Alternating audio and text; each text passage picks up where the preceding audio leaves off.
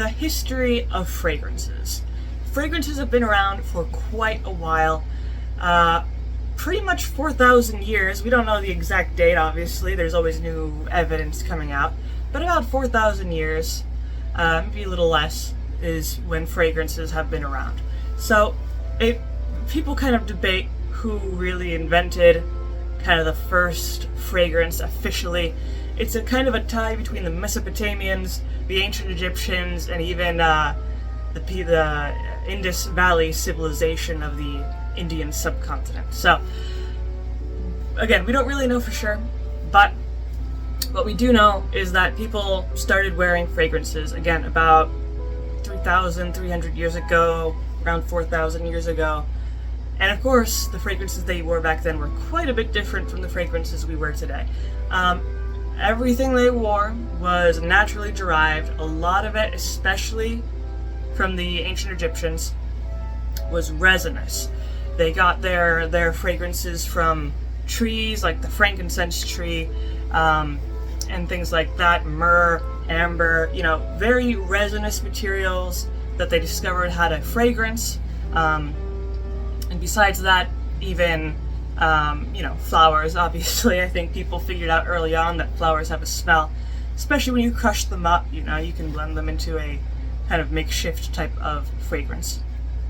Now, for quite a long time, quite a few hundreds of years or even thousands of years, the kind of idea of fragrance was very rudimentary, very, these weren't complex concoctions yet. Only later on did things start to get a little more complex, a little more refined.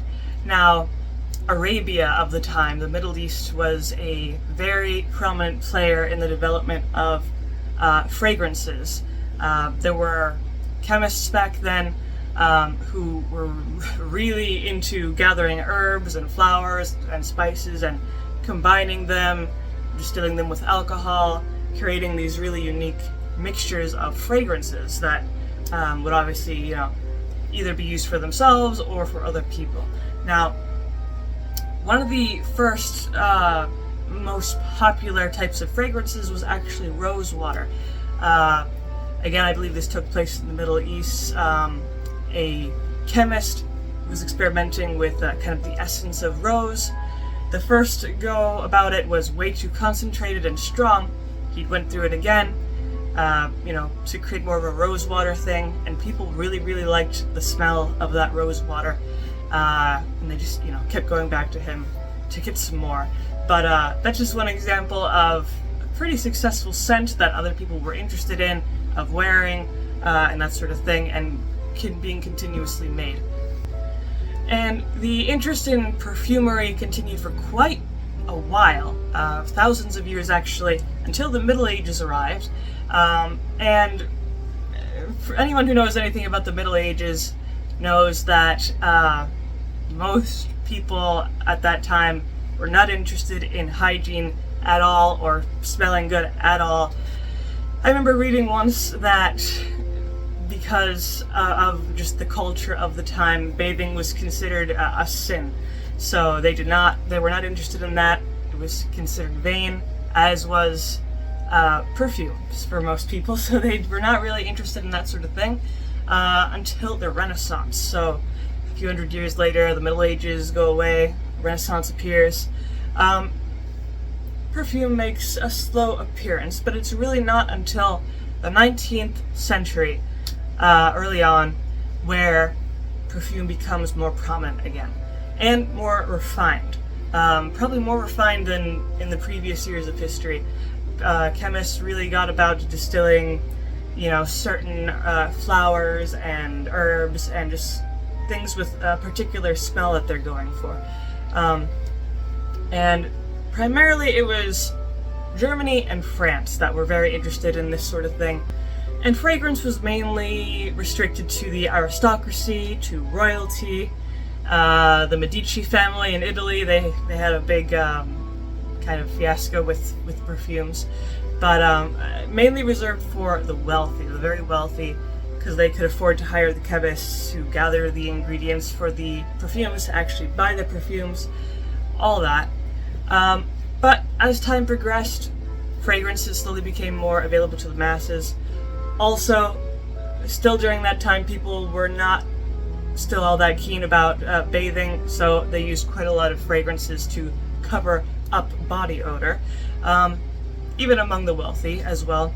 But going further down the line into, the 20th century and that sort of thing, perfume became more acceptable to the public, more available to the public as well. Being sold at different stores, being sold in magazines, and that sort of thing. So coming to kind of the late 1800s, early 1900s, fragrances were mainly reserved for women. However, men would also wear fragrance in a unique way. Particularly, they would spray their fragrances on their handkerchief instead of on themselves.